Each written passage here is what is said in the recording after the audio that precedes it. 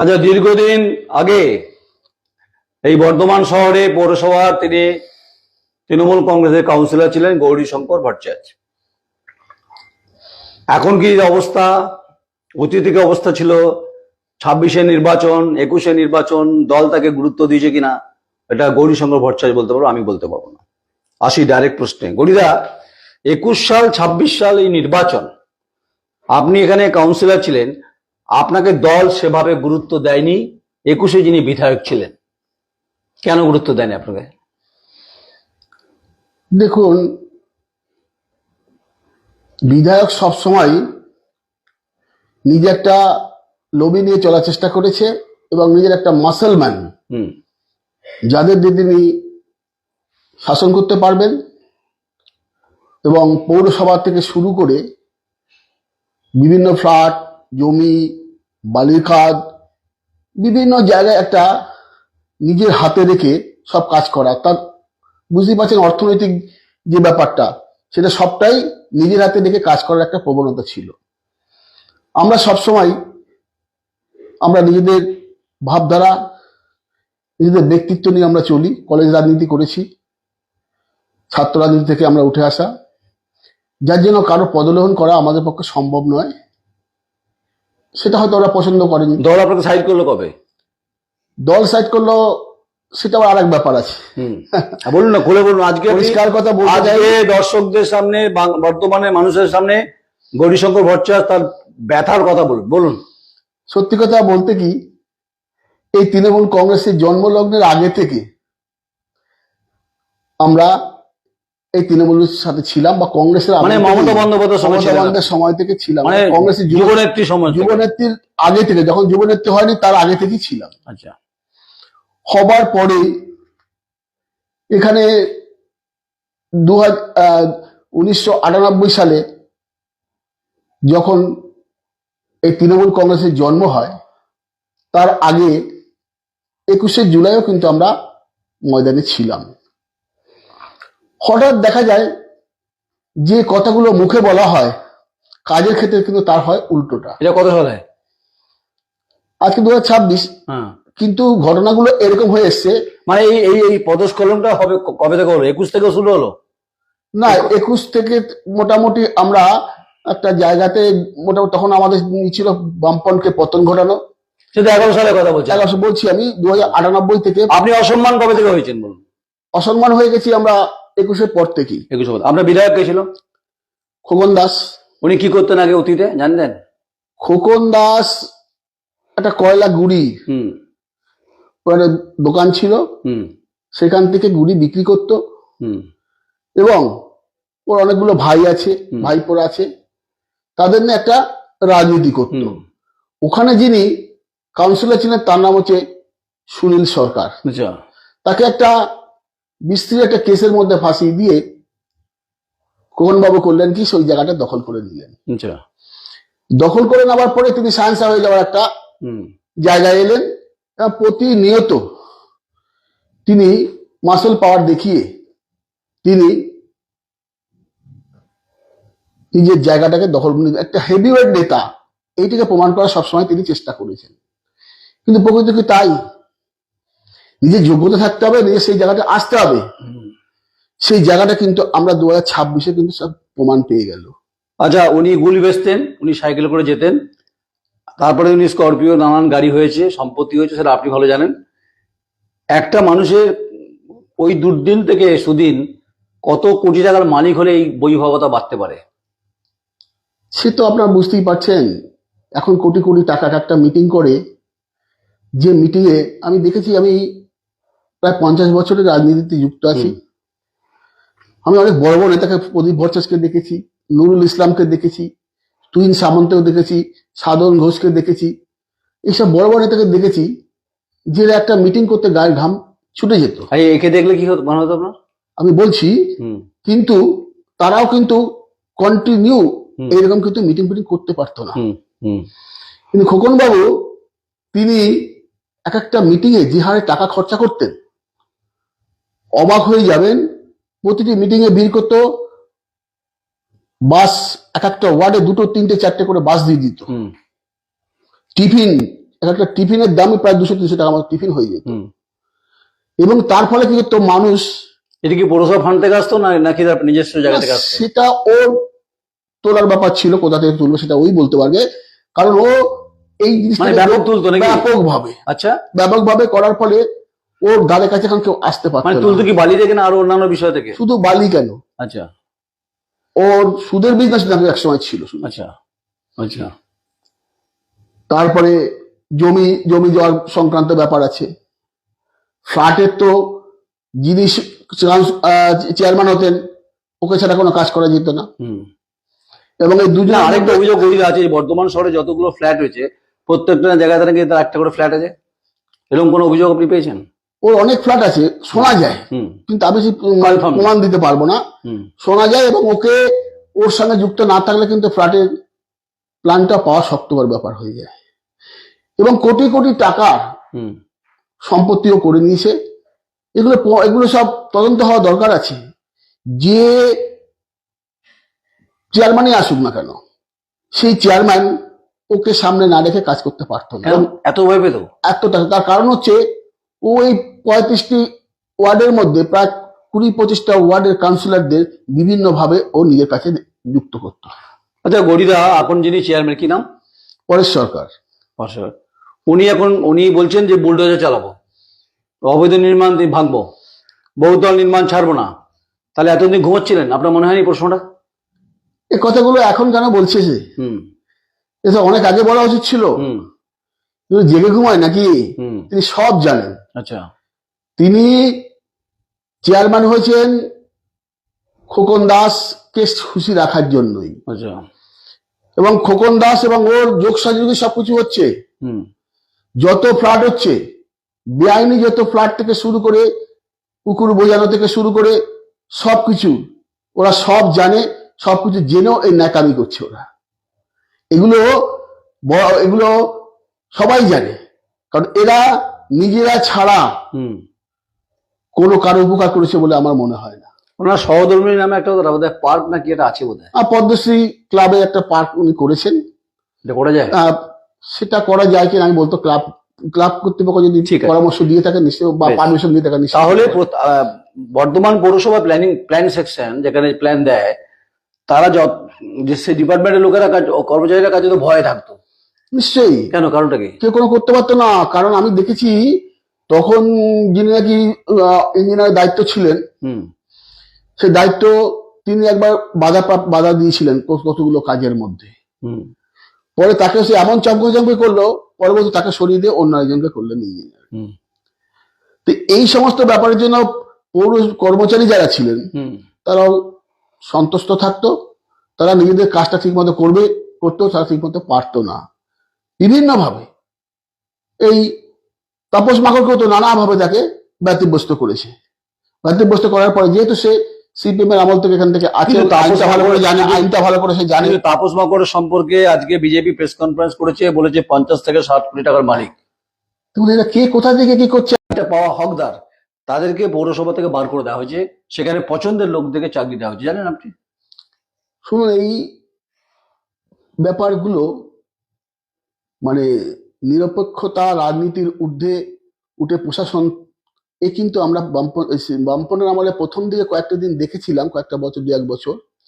CPM এর আমলে যেন পুরোপুরি দলীয় নীতি, পার্টি এবং প্রশাসন এই একসাথে গোটা ঘটনা এবং এই ব্যাপারটা আমি বলছি, উৎসব ময়দানে যেটা বলছে সেটার সঙ্গে আমি যুক্ত ছিলাম। জানি, আমি স্কুল এডুকেশনে ছিল, আমি স্কুল এডুকেশনে তখন জেলার সম্পাদক ছিলাম। ওইটা তো আপনাদের এবং আমি তখন সৌমিত্র মোহন ছিলেন আমাদের ডিএম, ডিস্ট্রিক্ট ম্যাজিস্ট্রেট। তার বদান্যতা সহযোগিতায় আমি ওই ঘরগুলো নিয়ে পেয়েছিলাম। সিপিএম আমলে ঘরগুলো তৈরি ছিল, কিন্তু সেগুলো নিয়েছিলাম। তাহলে কে কবজা নিল?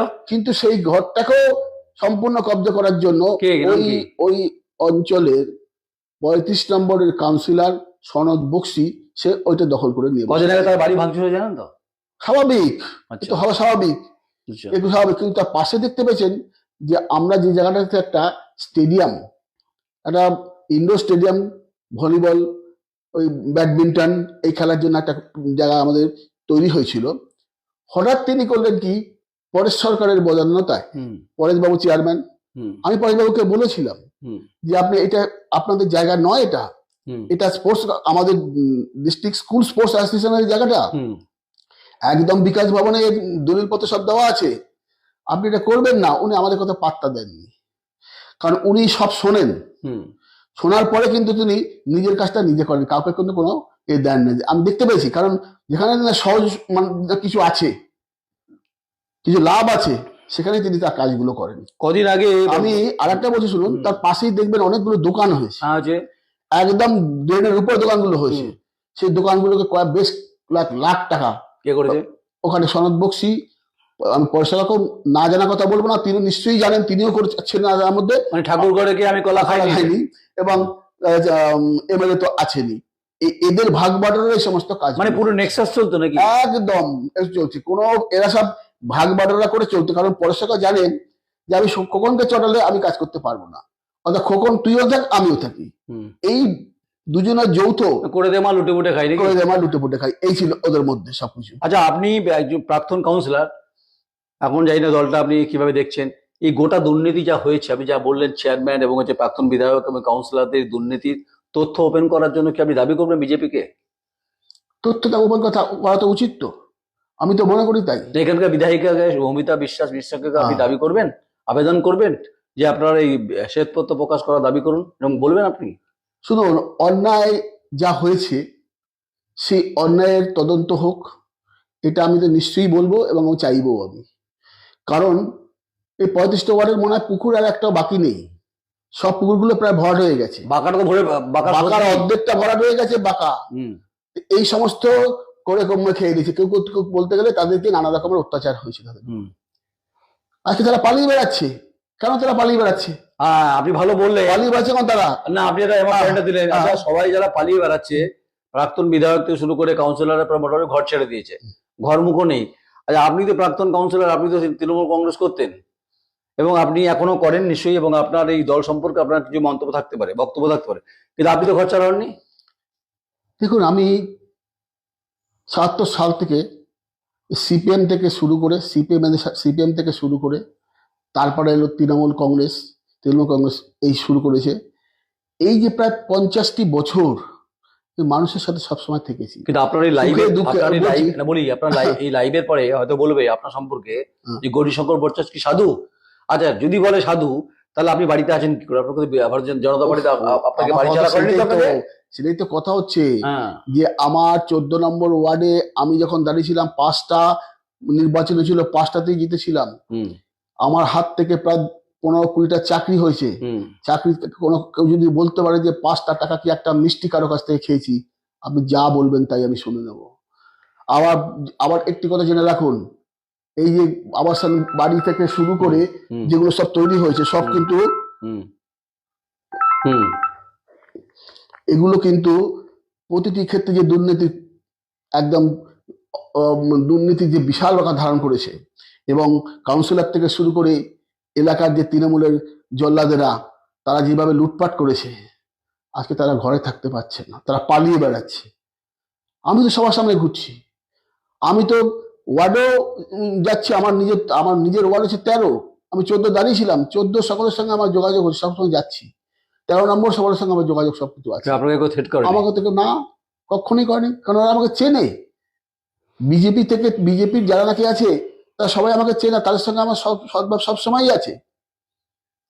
যারা অত্যাচার করেছে, যারা মারপিট করে দাঙ্গা করেছে, তারা তো শাস্তি পাবেই, আমি সেখান থেকে রুখতে পারবে না বাবা। আমি চাই না কখনোই যে কোনো দাঙ্গা হোক, কারো ক্ষতি হোক, কিন্তু এমন ব্যবস্থা শুরু হয়েছে যে ওই অন্য পার্টি করলেই তার উপরে অত্যাচার হবে, তার উপরে মারপিট হবে, তাকে মারবে, এই ভাষায় কিন্তু আমি কোনোদিন কথা বলে দিই। আমার এবার সব থেকে একটি কথা না বলেই পাচ্ছি না, আমি এই সরকারের মুখ্যমন্ত্রী শুভেন্দু অধিকারীকে আমি ধন্যবাদ ধরাচ্ছি। 50 বছর রাজনৈতিক জীবনে শুভেন্দু অধিকারী খুব ছাত্র নেতা থেকে যুব নেতা থেকে আজকের হচ্ছে মুখ্যমন্ত্রী, আপনার থেকে রাজনীতিতে জুনিয়র। যেহেতু আপনি বর্ধমানে থাকেন, উনি মেদিনীপুরে আন্দোলন করেছেন, এই সরকারের যিনি মুখ্যমন্ত্রী শুভেন্দু অধিকারী, রাজনৈতিক আপনি অত্যন্ত সিনিয়র, আপনি মুখ্যমন্ত্রীর কাছে নিশ্চয়ই আশা আবেদন করছেন যে গোটা পশ্চিমবঙ্গের দুর্নীতিমুক্ত আকাশ তৈরি হোক, এবং বর্ধমানে পৌরসভা, বিশ্ববিদ্যালয়, তো এই গোটা ঘটনা যা ঘটেছে তার আপনি তদন্ত চাইছেন। আমি এটাই বলতে চাইছিলাম আমি প্রথমেই তাকে ধন্যবাদ জানাই যে ফার্স্ট মিটিংটাতে হুম। যে কথাগুলো, যে প্রস্তাবগুলো তিনি পাশ করেছেন, আমি অত্যন্ত আনন্দিত। তিনি তার থেকে সব থেকে বড় কথা যেটা, যে আগের যেমন পার্টি এবং এটা বলার পর আপনাকে বিজেপি বলবেন তো? শাসন, আমার আগে থেকে অনেকে বলে, আচ্ছা আমি এগুলো কথা বলতাম। আচ্ছা এগুলো বলার জন্য অনেকে আমাকে বিভিন্ন, তাতে আমার কোনো অসুবিধা ছিল আচ্ছা। না, কারণ আমি আমার মতামত প্রকাশ করেছি সব জায়গায়, না ঠিক ঠিক ঠিক ঠিক, প্রকাশ করেছি এবং বলার চেষ্টা করেছি, যেটা ভুল সেটা বলার চেষ্টা করেছি। এই 15 বছর থেকে আমি স্টাডি করে আসছি কি করছে না করছে, কিন্তু আমি বলতে পারিনি। শুভেন্দু অধিকারীর প্রশাসনিক বৈঠক মুখ্যমন্ত্রী হিসাবে হ্যাঁ, যা প্রস্তাব সেগুলো আপনার ভালো আমি লেগেছে? অত্যন্ত আনন্দিত। যে কটা প্রস্তাব দিয়েছে সব কটাই এদের ইস্তাহারে ছিল, নির্বাচনী ইস্তাহারে এরা ছিল, এবং এরা কিন্তু বক্তব্যের মাধ্যমে ভোটের নির্বাচনী বড় সভায়, জনসভায় অমিত শাহ থেকে শুরু করে সবাই বক্তব্য রেখে বলেছিলেন। আচ্ছা, আর আপনার একটা ব্যাপার শুনে রাখুন, হ্যাঁ। এগুলো বক্তব্যের পরে দেখলাম প্রশাসনিক বৈঠক। হুম এই প্রশাসনিক বৈঠকে আমার একটা খুব ভালো লেগেছে, এবং শুভেন্দু অধিকারী, তিনি ছাত্ররাজনীতি থেকে উঠে আসা লোক, হুম তার এই যে পদক্ষেপ আমাকে অত্যন্ত ভালো লেগেছে। এবং গণতন্ত্র যে আছে, গণতন্ত্রকে যে তিনি শ্রদ্ধা করেন, তার কারণটা হচ্ছে, শুনুন, আগে দেখতাম মমতা ব্যানার্জি একটা মিটিং করতো, প্রশাসনিক সভা করতো, 2 কোটি 3 কোটি টাকা খরচা করে, হাজার হাজার লোকটা বাইরে গিয়ে দাঁড়িয়ে চলে গিয়ে মিটিং ভিড় করতো, সেখানে প্রশাসনিক বৈঠক হতো, বিরোধী দল কাউকে ডাকতো না, সেখানে ডেকে নিয়ে তাদেরকে মহোৎসব করতো, খাওয়া দাওয়া সব কিছু করে দিয়ে কোটি কোটি টাকা খরচা করতো, কোটি কোটি টাকা খরচা করতো, হুম বলুন। খরচা করতো। হুম সেই কোটি কোটি টাকা খরচার ফলে খরচা করতো, হুম কিন্তু তাতে কি হতো? হুম গণতন্ত্র থাকতো তাতে। হুম। আচ্ছা তার ব্যাপারটা আমি বলতে চাইছি। হ্যাঁ কিন্তু শুভেন্দু অধিকারী, আমরা যেটা করতে চাইছিলাম, আমি যেটা সাববাসী দিছি না, আমরা আমাদের মনে মনে সবসময় এটা ছিল, কিন্তু বলতে পারি আমাদের যাওয়ার জায়গাটা সেখানে নেই। যে কোনো একটা, ধরো, সেতু হোক, বিল্ডিং হোক, কোনো ইন্ডাস্ট্রি হোক, আপনার সরকার তৃণমূল কথা বলছি, শোনা হয়নি। যদি ওপেন হতো, হ্যাঁ সেই ওপেনে একমাত্র কারা থাকতো? পার্টির লোকেরা এবং এই পার্টিরই এমএলএ এমপিরা। বেশ, আমি শেষ করব। কিন্তু এই প্রশাসনিক সভাতে আমি দেখলাম যে দলমত নির্বিশেষে রাজনীতির ঊর্ধ্বে উঠে তিনি বিরোধী দল থেকে শুরু করে এদেরকে সকলকে ডেকেছিলেন, বেশ, এবং উপস্থিত হয়েছিলেন। বেশ, আপনার মনের ইস্তেহারে একটা কথা আছে, যেটা আপনি খুব ভালো জানেন, যে বর্ধমান বিশ্ববিদ্যালয়ের দুর্নীতি আমি ওপেন করতে গিয়ে এবং একটি সাম্প্রতিককালের বড় জমি হাঙরদের বিরুদ্ধে সংবাদ করতে গিয়ে বেশ কিছু মোকাবিলায় আমাকে করতে হয়েছে, পুলিশ প্রশাসন, এবং সেই সময় দুর্দিন আপনার পাশে ছিলেন। আমিও, কারণ গণতন্ত্রের চতুর্থ স্তম্ভের ভূমিকায় নয়নদাকে আপনি দীর্ঘদিন ধরে চেনেন এবং দেখছেনও, তাই এটা আপনি আমার বারবার বলেছেন যে আমি খুব ব্যথিত হচ্ছি ব্যাপারটা, এটা একটু বলুন না দর্শকদের। হ্যাঁ, আমি দেখেছি যে আপনি এই ইউনিভার্সিটির দুর্নীতির বিরুদ্ধে কয়েক কোটি টাকা আপনি যেভাবে সোচ্চার হয়েছিলেন, এবং আপনার একটা সময় এমন অবস্থা হয়েছিল যে আপনি বিচলিত হয়ে পড়েছিলেন, আপনি খুব ভীত সন্ত্রস্ত হয়ে পড়েছিলেন, কিন্তু আমরা পাশে আপনার ছিলাম। কিন্তু তাও কখন কি হয়ে যায় একটা ব্যাপার থাকে, তো যাক, সেখান থেকে কিন্তু আপনি উদ্ধার হয়েছেন। আপনার সব থেকে বড় যে জিনিসটাকে আপনাকে আমার ভালো লাগে, যে আপনি আপনার মতামতটা প্রকাশ করতে কোনো ভয় পান না, আপনি এগিয়ে যান, আপনি আপনার মতামত প্রকাশটা করতে পারেন। এই জমি মাফিয়া, এদের বিরুদ্ধেও আপনি যেভাবে লেখনী ধরেছিলেন, যেভাবে আপনি সোচ্চার হয়েছিলেন, আপনার তার সেই ব্যাপারেও আমরা পাশে আপনার ছিলাম। আমরা চাই এই ধরনের রিপোর্টার, এই ধরনের বক্তার যেন মানুষের সামনে এগিয়ে আসে এবং নির্ভীকভাবে যেন নিজের মতামতটা প্রকাশ করতে পারে। কারণ গণতন্ত্র কি দবিয়ে রাখা যায় না, গণতন্ত্রকে কখনোই দাবিয়ে রাখা না, সে কিন্তু প্রকাশ পাবেই। সে যখন তার প্রয়োজন হবে, তো ঠিক সময় কিন্তু সে বেরিয়ে আসবে। আপনি কিন্তু সেই জায়গা থেকে জয় হয়ে এসছেন। আমরা আপনাকে যার জন্যই এত বেশি আপনাকে বেশি শ্রদ্ধা করি, ভালো লাগে। শুভেচ্ছা দেবেন, আশীর্বাদ দেবেন, কারণ আপনারাই আমার ভরসা, প্রাণ শক্তি। এবং আজকে গরিদার সঙ্গে আমার ব্যক্তিগত সম্পর্ক আছে, অত্যন্ত আবেগতাড়িত ছিল এবং এর গোটা শহরে যে দুর্নীতি হয়েছে তার শ্বেতপত্র প্রকাশের দাবি করছেন। এবং রাজ্যের মুখ্যমন্ত্রী শুভেন্দু অধিকারী যে প্রশাসনিক বৈঠক তা অত্যন্ত ভালো লেগেছে। আর আমি নয়ন রায় সারাক্ষণ লড়াই করি, আমাকে অনেকে তুচ্ছতা ছিল করতেই পারে, কিন্তু আমি দুর্নীতি বিরুদ্ধে পরাকাষ্ঠা ব্যাধি মানে চালানোর জন্য গ্যামাক্সিন পাউডার নিয়ে ঘুরে বেড়াই। আপনাদের কোনো কমেন্টস করা থাকে কমেন্টস করে মতামত দেবেন, আমাকে গালমন্দ করবেন না। আর গৌরীশঙ্কর ভট্টাচার্যকে গালমন্দ করবেন কিনা সেটা তৃণমূল কংগ্রেস ঠিক করবে, এটা আমার দায়িত্ব নয়। উনি ওনার মনের কথা ভেতরে গেঁথে রেখেছিলেন, সেটা আজকে প্রকাশ করলেন। প্রথম বিস্ফোরক গৌরীশঙ্কর ভট্টাচার্য। Actual ব্যাপার হচ্ছে আমরা নিজেদের মতামত প্রকাশটা আমরা পার্টিতে আজকে করে দিলেন, জায়গা ছিল না, আজকে করে জায়গা দিলেন। থাকলে সেখানে আমরা ঠিকমতো সেবা করতে পারতাম। সেই জায়গায় কথা বলার সেই যে জায়গাটা, সেই জায়গাটাই আমাদের ঠিক ছিল না। থাকলে কিন্তু আমরা ঠিক সেইভাবেই করতাম, কিন্তু আমাদের প্রকাশ করার অনেক অনেক ইচ্ছা ছিল কারণ এমন এমন ঘটনাগুলো ঘটেছে আর দরকার নেই, যেটা কলকাতার মুখেও আমাদেরকে মোটামুটি যে এখানেই থাক। বিস্ফোরক গৌরীশঙ্কর ভট্টাচার্য তৃণমূল কংগ্রেসের দুর্দিনের সাথী ছিলেন, আগামী দিনে তার পথ ঠিক করবে, কারণ দুর্নীতির বিরুদ্ধে তিনি লড়াই করছেন এবং পৌরসভার ব্যাপারে তিনি পরিষ্কার করলেন, বালি থেকে শুরু করে কালি কয়লা কিছু বাদ নেই। এই দুর্নীতি শহরকে, যেহেতু রাজার শহর, ইতিহাসের শহর, এই শহরকে কলঙ্কিত করেছে কিছু তালেবর, কিছু তৃণমূল কংগ্রেসের দাদা। নমস্কার, আমি নয়ন রায়, বর্ধমান।